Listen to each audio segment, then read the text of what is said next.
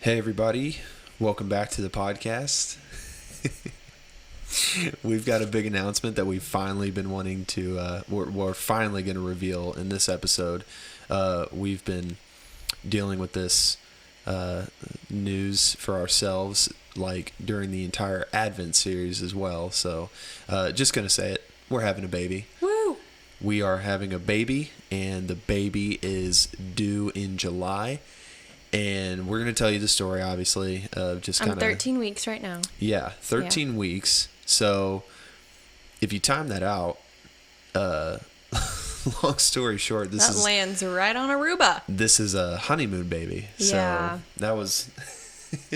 that was a surprise to all of us. But, I guess, let me just kind of jump into, like, everything that we're thinking about, going through, walking through, feeling and everything, but the story of just kind of how it all came about. Yeah. And Drew will ask me questions. I'll ask Drew questions because just for a little sneak peek, I think that he's experiencing pregnancy symptoms with me. This is news to me, but apparently there's this thing where guys will experience nausea like their wives. Like morning sickness. And it's like a sympathetic symptom, apparently. Yeah. But we can get to that. Either way. So, yeah, we obviously had a plan. But, you know, when do plans ever go exactly the way you want, right? Mm-hmm. We, you know, right when we got married, we talked about our goals. We talked about, you know, what we were wanting to do and plans that we had. And we also talked about when we had a family, the places that we want to be in, and the things that we wanted to have accomplished by the time we brought kids in the world.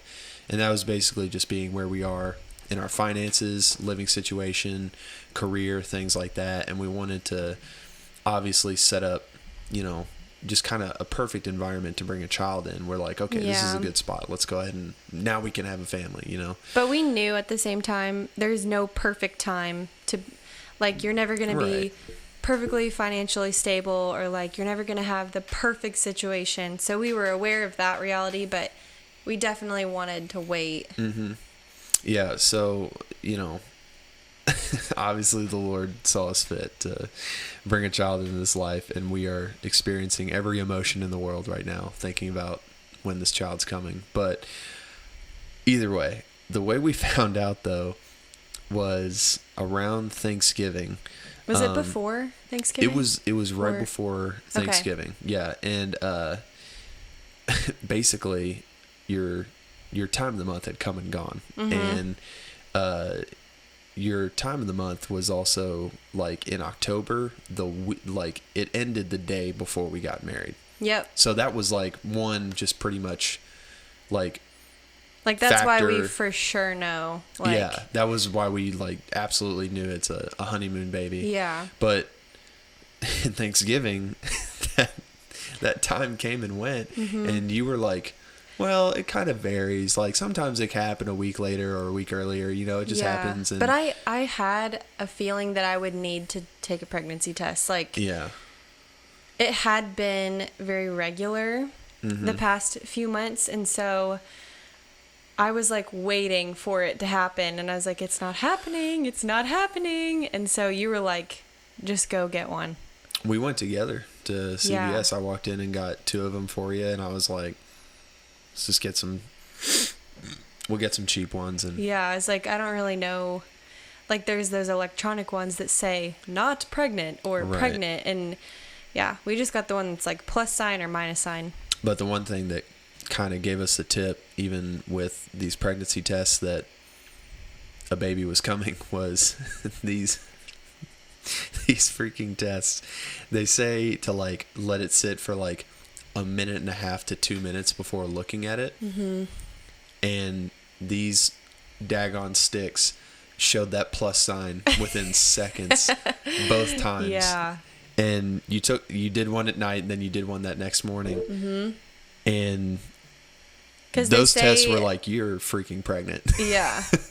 They say that the HCG hormone or whatever is strongest in the morning. So that's when it's like best to take it. But I took it at night. Yeah.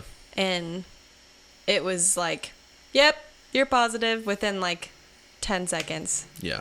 And I couldn't believe it. I was shocked because I've obviously never taken a pregnancy test in my life before. So when you like look at it, you're like, is that real? Like, am I reading it right? Is this really what this means? I was just completely shocked, and I was honestly in disbelief. I was like, I'm not really sure.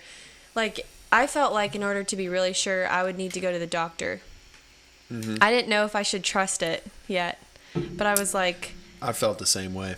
We were both just like, what? And even for a week after that, I was like, you're not pregnant. Yeah, like we both were still... Honestly, we forgot a lot of the... like, obviously I didn't drink or do anything. Right. Like, we acted as if I were, but we almost still didn't believe because we would be sitting in the kitchen, like eating dinner or breakfast or whatever, and I would just be like, oh yeah, I'm pregnant. Yeah. We'd be like, what? Yeah, I would just go to work and then like randomly it would hit me through the day. Yeah. Like thinking about it, and I was like, I don't know what's going on. Yeah, it really doesn't settle in because you don't notice any change. I don't notice any changes yet in my body. Because, I mean, for me personally, when did we... I guess, I mean... When did you start getting morning sickness? 4 or 5 weeks. Yeah, exactly. I don't remember. It wasn't until after Thanksgiving. It was around, I would say, the 6 or 7 week mark. And that's when I started to really, like, it really started to hit me because I started to get sick. Mm-hmm. Yeah.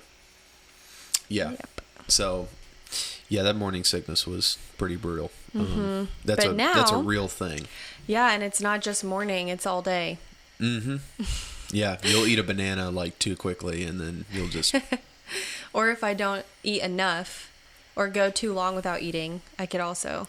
throw up. The most brutal thing was you had just recently cut your thumb by accident. Yep, I was cutting a watermelon. You just tossed your lunch. I don't get sick at all if I injure that doesn't happen. I'm not queasy like that around injuries, but I'm already just kind of like on edge all day. Mm-hmm. And so I got really dizzy and lightheaded and like lost my hearing when I cut my thumb. You said like your ears started ringing. Yeah, I couldn't hear you. You were talking and it was so muffled and I had to sit down like on the kitchen floor because I was like, okay, I'm going to like fall over if I keep standing. And apparently dizziness and lightheadedness is another pregnancy symptom. So it was probably magnified. Golly. And then, yeah, I just got sick. You were like, oh, geez. And then you ran to the bathroom and brought me the trash can. I was just sitting on the kitchen floor puking, holding my bleeding thumb. It's like you're practically sick the entire time you're pregnant. Like dealing with... It's supposed to be better in the second trimester. Yeah. Which I'm pretty sure next week I've entered into the second trimester. I think 14 weeks. 14 weeks is the second? Because it's they measure it by 40 weeks, right? Yeah, 39 or 40. 40? 39 or 40? Mm-hmm. Okay. So yeah, I would say roughly dividing it by 3 is around 14 weeks. Yeah. So, okay. That's cool. Mm-hmm. Well, so along with that, I know when it got real for me, like it got real for me twice. Mm-hmm. So when did it get real for you? When was like the moment you were like, I'm having a baby? Like it was then real and everything just became just full on, I'm going to be a parent. Honestly, it was a bunch of little occurrences that kind of built up. Mm-hmm. So when it was just you and I keeping the secret, mm-hmm. which I love that we did that, but that kind of made it harder to believe because you were the only other person that knew. Yeah. I did tell my very best friend, Allison, because she's had a baby, and I was like, I can't do this alone. Like, I wouldn't have got through the morning sickness if it weren't, because she was like, this helps. And we didn't know, like, you didn't know, and mm-hmm. So I really am glad I reached out to her, but like, so one of the first times it really hit me was when we told everybody Christmas Eve and Christmas. Same. Because then it's like, okay, other people know, mm-hmm. and now it's like real. Yeah. And Yeah. This and so, isn't just like something we're thinking about. Yeah. Now, for some reason, in the act of sharing with others and inviting community into something, it like solidifies your experience. Yeah. So it's so weird. And then the second time that also, I mean, and also just getting sick and seeing my body start changing. But just the first doctor's appointment and the ultrasound and seeing the baby in my uterus, that was crazy. That was just crazy because I got choked up a little bit. I did too, and I was like, I don't want to cry because you couldn't go in the room with me, and I didn't want to just cry alone. That was a very I felt I need justice. Like, I know that was I really felt hard duped because there was somebody that told you over the phone, and not gonna hunt anybody down, but somebody had told you over the phone for the doctor's appointment I could be there. Yeah, like a nurse said that. And here's how little sense this makes. We get there, and obviously when we get there, they said I couldn't go in, and I was like, well, a nurse or somebody here said that I could. They said it over the phone, like I promise you. And the lady's like, well, no, you can't go in till 20 weeks. That's just our COVID standard. And I'm like, oh, I mean, my bad. She is 20 weeks.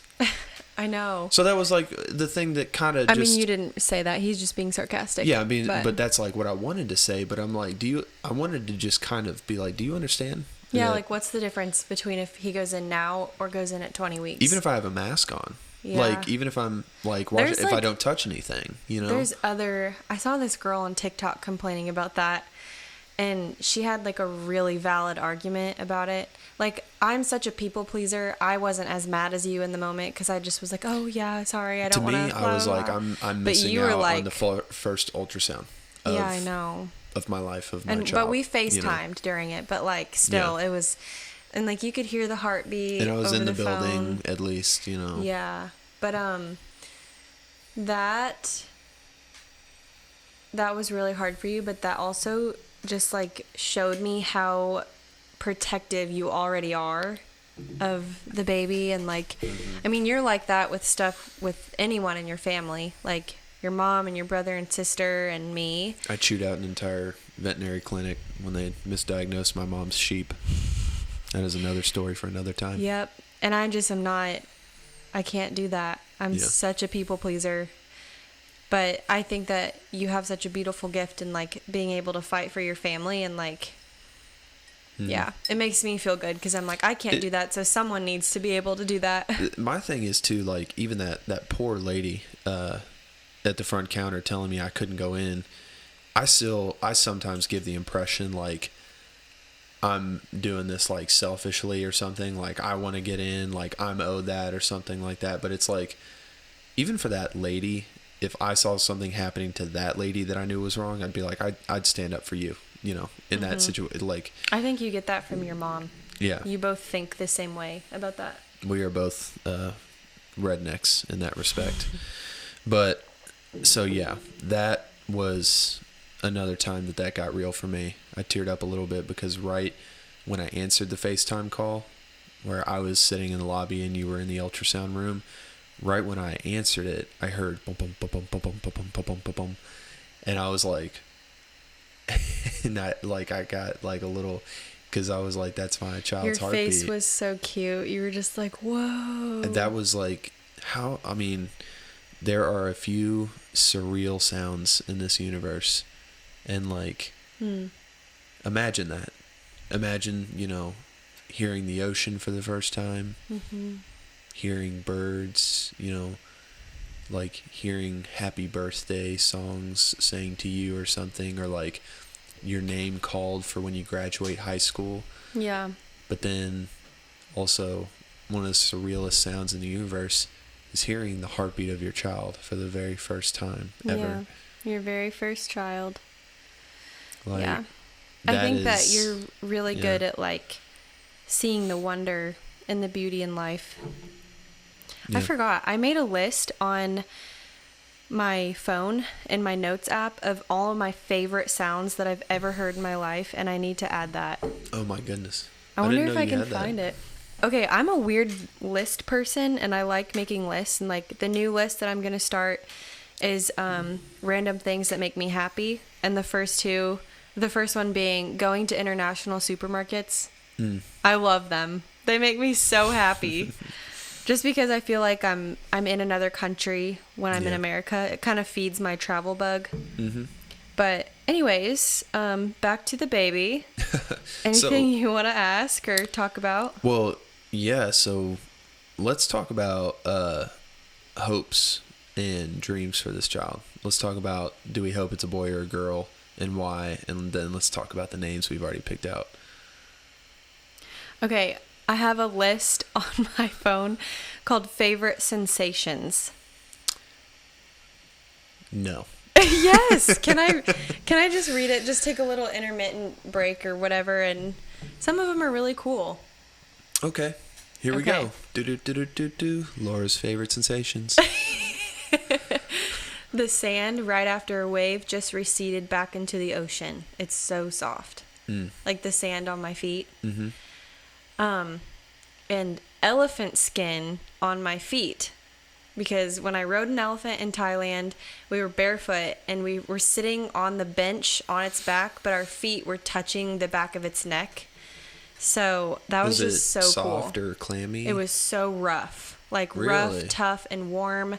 And then the wrinkles scrunch together and open up when they walk, and it feels so weird. And then they have like the little hairs, and then Rebecca actually got to ride on its neck, and it was flapping its ears on her legs. So that was really cool. Another one is tanning in a tanning bed and getting in bed after a long day. Nothing beats that. And then I have running barefoot in soft grass. I actually really do love that. Yeah. Yeah. And then I don't know if I agree with this anymore. This one's running around inside with socks on or in a gymnastic place with socks on. Reminds me of my childhood. I don't know if I agree with that anymore. I liked running around in those gymnastic places barefoot and just springing off of things. I would just run and catapult myself. Yep. Okay, so that was my weird break of favorite sensations. End of that segment. So, babe, do you hope it's a boy or a girl? I already know the answer, though. Yeah, you already know. What are you thinking? Sorry, I'm still trying to find my other list. Whatever. So I think it's a girl. Mm-hmm. And I have 3 reasons why. But if it's not a girl, which I almost feel like I don't have faith if I say that it's not a girl. Will you be like, if it's a boy? No, absolutely not. But I almost, you know how sometimes like in the Bible, Jesus is like, have faith and believe, don't doubt. Yeah. I feel like if I were to like still say like, but if it's a boy, blah, blah, blah, I'm not fully believing and having faith in what I believe he's already told me. So, what's the first? Okay, so the first reason is because when you and I were dating, I was still in YWAM. I think I was in SOMD, so that was like... Yeah, right when we started dating. Yeah, right when we started dating. So I don't know if we had talked about marriage or not yet. I don't know. We might have. We talked about it the week after you got back. Because you and Missy and the girls stayed at Mom's for that whole week before graduation. And so we basically had a whole week together. Just like... Okay, so during my SOMD, we didn't talk about it. Nope. Okay, so that's what makes it even crazier is because I always knew in the back of my... Like, I always knew I was going to marry you, but I fought it, and I didn't want to admit it. Couldn't resist. Yeah, we're going to cut that out. So I remember waking up from a dream, like, early in the morning. And, I mean, I had to get up anyway, but, you know, like... When you wake up early, sometimes you like remember immediately what you were just dreaming about. Mm-hmm. So it was very simple, very short, but I was at this like summer cookout, and all I could really see was me, and I looked fairly young, like how I do now. And it was the summer, and like I looked very motherly, and I was holding a little girl on my right side on my hip, and she wasn't like facing the camera of my dream, but she was facing me, so I couldn't see her face or anything, but I knew it was a little girl. Yeah. And she was wearing a pink and white polka dot little dress and had very blonde hair.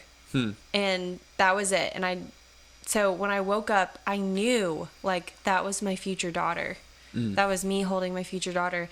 And what shocked me was that she had blonde hair, which you had really blonde hair when you were little. Yes, I did. And you have like sandy blonde hair right now. But like if you were a girl, you could totally be blonde. Yeah. You could go blonde for sure. But I thought that was so crazy because I never, ever, ever pictured my kids to have blonde hair. Never. I always pictured them to have darker hair. Yeah. So that stood out to me, and it was just like, okay, if I do marry Drew, that is very much a possibility to have a child with super blonde hair. And so then that was it, and I just remembered it, and it was just one of those things where I couldn't forget it even if I tried. It was just like, just kind of like always a dream that I would remember, even though it was so simple. Because I just remember it was like a God thought when I woke up. I was just like, I think that was my future daughter. Yeah. And it was just very simple. So that was the first one. Okay. What do you think about that? I mean, that's like... I like remember what she was wearing and everything. But I couldn't see her face. That's an important detail. Yeah. So then later, this was after SOMD, and I was back at my dad's. So this might have been after we've talked about, like, hey, you're the one that I want to marry. Because we went on a walk. What park was that? Was that Turkey Run? Yeah. Yep. And I remember the words you said specifically. You said, because right when we started dating, after about a month, I was like, hey, I just want to go ahead and do this real quick just so that we are on the same page. I kind of want to just give you like a blueprint that's, like what I'm thinking. Yeah.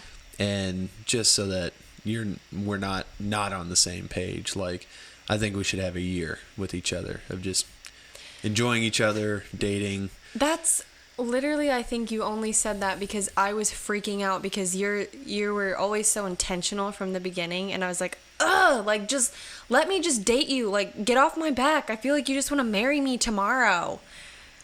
Yep. I was like rude. Sometimes I hate my past self.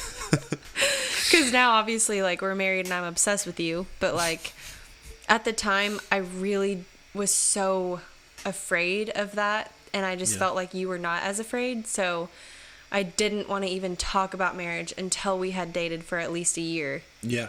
So I don't know if I said that first or if you were just like, I literally brought it up because it was just like, after could you tell it was stressing me out? After month one, I was like, I don't know if I need to just say this because, you're about as tense as a freaking chihuahua in 60-degree weather. Like, it was just like, and I think that's important in dating relationships is just say like, obviously, I'm not dating you just to like see what's up or something. It's like whenever I date, I have to. And I knew that. I knew you weren't just dating me. I have the intention of seeing if marriage is in this future. Yeah. Babe, you just look so handsome right now. Yeah. Thank you.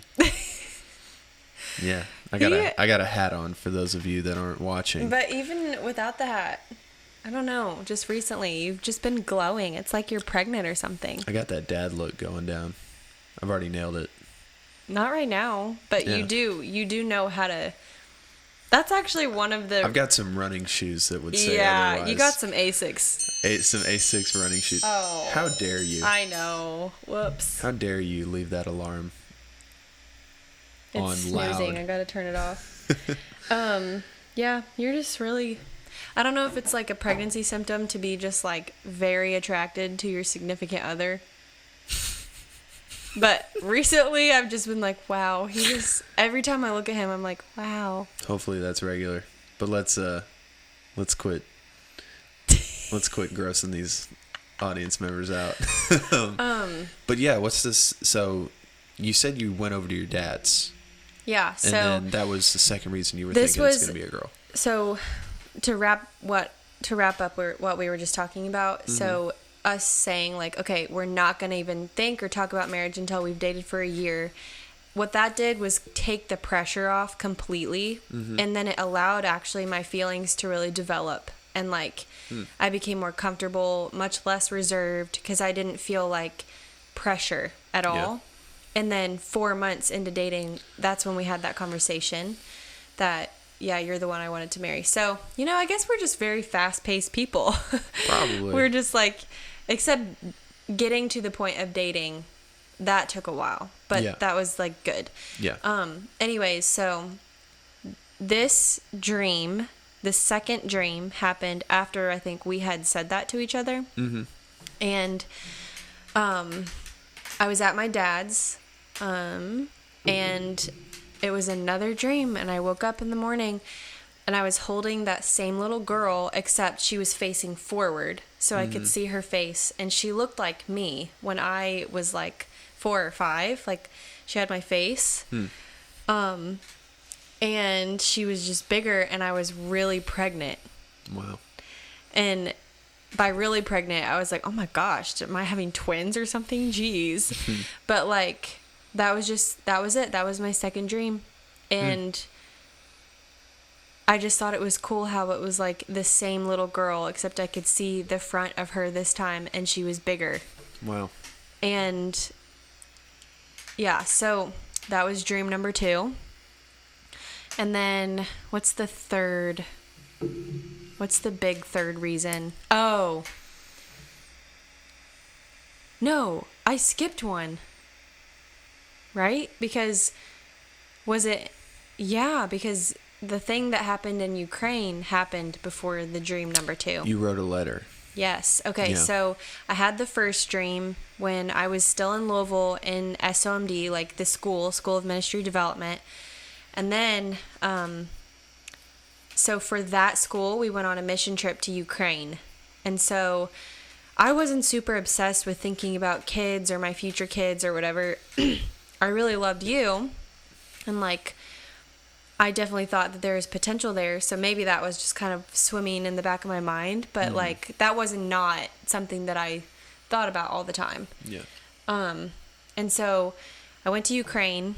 And long story short, our leader, Derek, was like, hey, you all go sit by yourselves with the Lord and read Psalm 23 and then rewrite it in your own words. So, side note, that's just a fun activity to do for any scripture.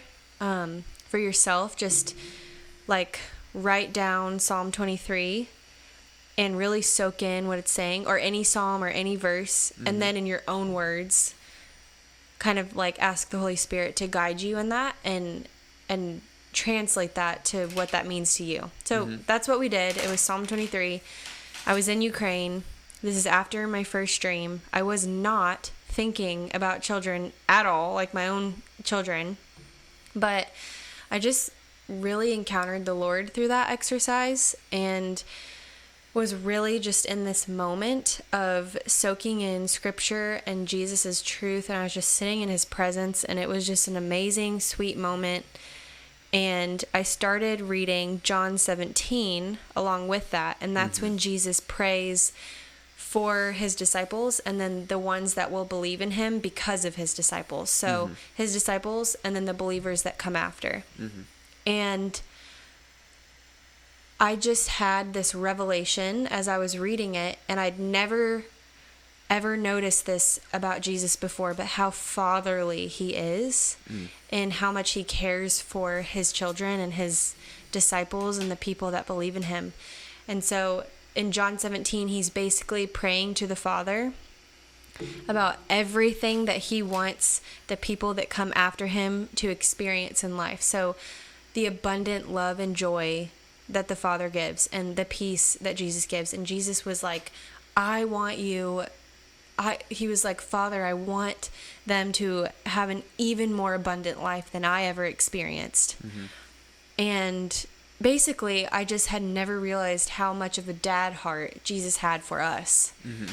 And how sacrificially he lived and how he truly selflessly wanted us to have the absolute best life that we possibly could with the Father. Mm-hmm. And that to me says parent. Like, that's what parents want to give their kids, is they live so that they can give their kids the absolute best life they possibly can.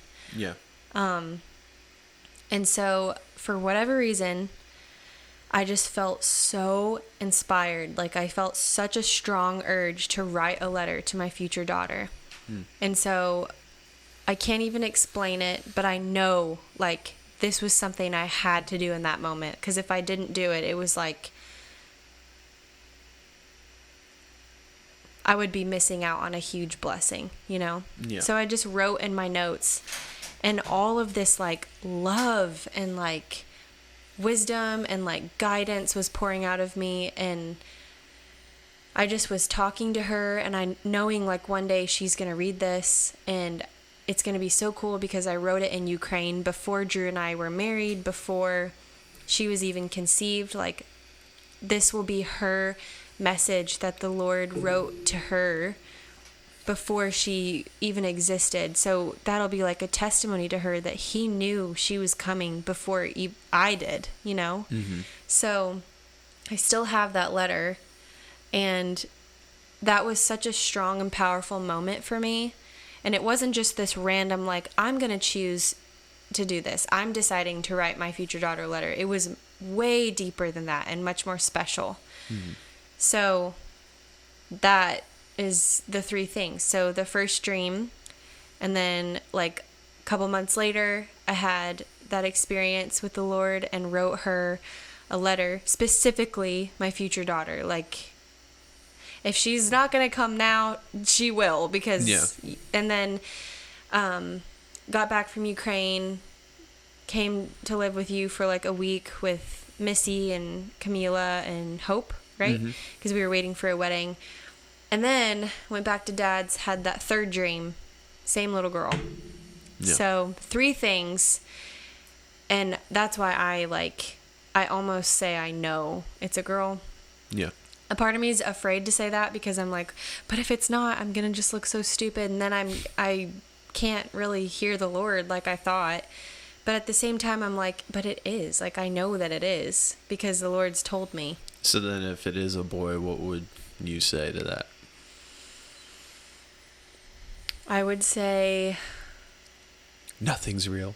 I would say, well, she's coming, and maybe the Lord has something really special for her life that he wants to prepare me for. Mm-hmm. Not that, like, he wouldn't prepare me for, like, a little boy, but, like, maybe... because a relationship between a mother and a daughter is very, very beautiful and unique, but could also be very...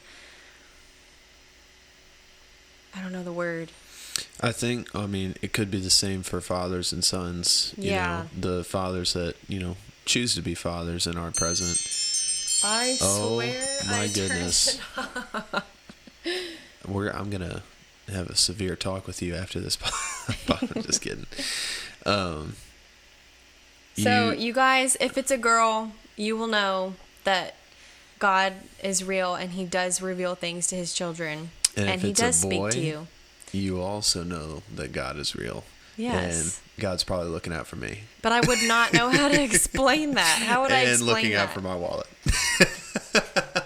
How would I explain that if I give birth to a boy, how would I explain everything I experienced? I mean, the thing is about, like, dreams and everything, because I've told you I've had dreams about the world ending. And I've had dreams where it's so vivid. You have a lot of those. I've felt like the heat on my face from like a forest fire that I was in. You know what I mean? But babe, I'm getting very hungry. Oh yeah? Yep. Okay, you want to wrap this up? You just I'm just time to go. Yeah. really Well, hungry. this was great. I love talking to everybody about how I feel about I'm this just child gonna and sit stuff. here and And eat this pineapple, yeah. and you can keep talking. Either way, I'm pretty indifferent. If it's a girl, I think everybody's manifesting that it's going to be a girl. Mm-hmm. You got so many people talking about it's going to be a girl. I know. If it's a boy, I'm gonna see that as like God just kind of finessing everybody, and just like I'm gonna be excited for both. I'm gonna be a little paranoid at the beginning if it's a girl, because I'm gonna just buy everything that child wants, and if I can't afford it, I'll probably rob a bank or something. But if it's a boy, it's gonna be a lot of fun. Just kind of doing the wild adventurous thing, Yep. And obviously you can still do wild adventure stuff with your little girl, but it's Because when I was little, I was like, yeah, let's go camping, let's play in the dirt, let's go fishing. I'm gonna be real excited if that's our daughter's attitude. Yeah. But I think the thing is, for me, is I don't know how to approach this, but one thing that I know that I want to absolutely nail is really taking in every year. So I've thought about it with my boy, where it's like, oh, I'll be so excited to play sports with my boy, or I'll be so excited to play video games, or so excited to teach him things, or so excited when he gets his car, when he goes to high school or graduates, or so excited when he takes his first steps or something like that. Or like same thing with the daughter, I'll be so excited for all these things, but it's like, I just want to absorb year one as much as I can, all those memories. Year two, just that stage of life, I want to just be able to completely digest those. And then I could be like, oh, I just miss when you were my little girl, but then also like so thrilled to be in the now with whatever stage of life he or she is in. Yeah. That's one thing I really just don't want to mess up on, I agree. I want to be more present in every day, like experiencing the wonder and beauty of every day, and not letting things just, I don't want to be one of those like super task oriented moms, because obviously there is a lot to do for sure, but yeah. I just want to have fun and enjoy it, and just kind of rest in the little moments, And here's something, since we'll probably wrap it up here. Let's talk about the names real quick. So we are thinking, if it's a girl, we're going to name her Cadence Ann.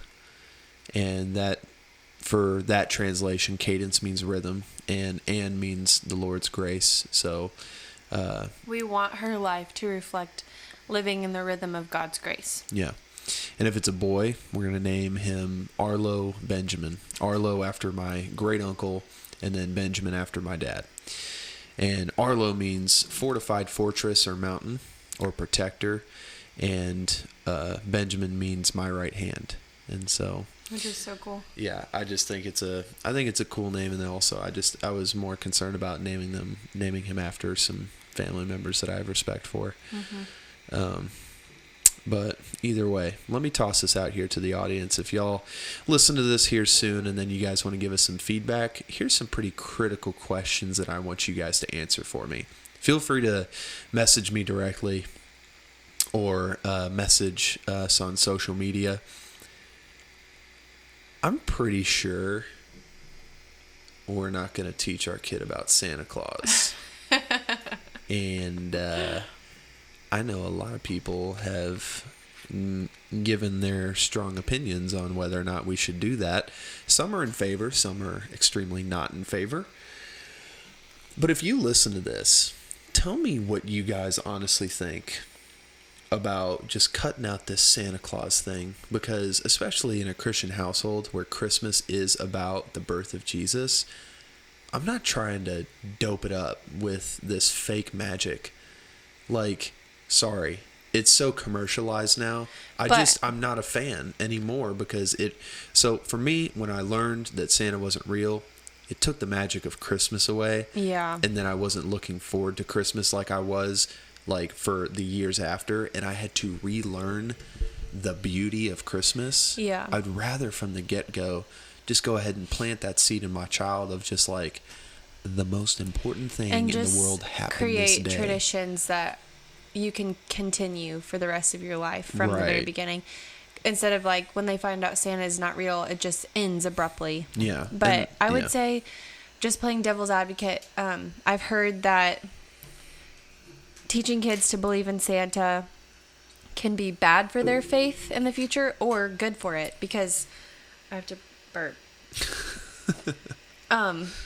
If it can be bad for it because it's like, oh, I don't trust you. Like, you don't tell me what's real. Is Jesus even real? I can't see Jesus. I never saw Santa. Is Jesus real? Mm-hmm. But then on the other side of the coin, it's like you're teaching them like what faith is, kind of. It's like believing. You're teaching them in the beauty of believing. But I would say kids already have that. You don't need to... You don't really need to feed that too much because they already have such an amazing imagination and such a beautiful faith. Yeah. So I've just heard both. I'm just trying not to distract from like what we're going to shed later.